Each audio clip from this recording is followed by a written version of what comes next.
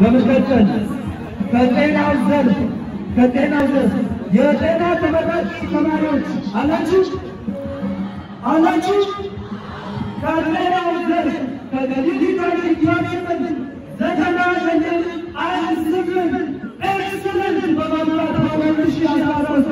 አንደኛ የወጣው የወጣት ተሸላሚ ተማሪ ዩቱቦች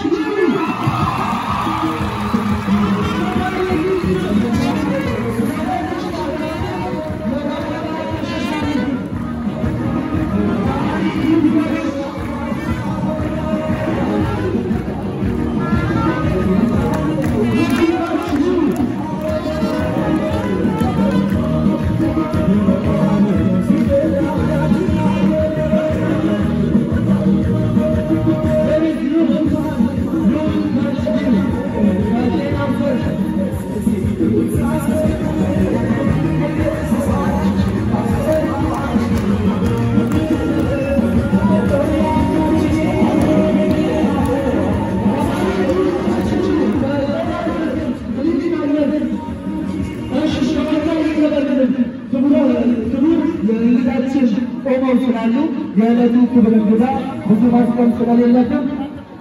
የዲፓርትመንት ክሊኒካል ነርስ ዲፓርትመንት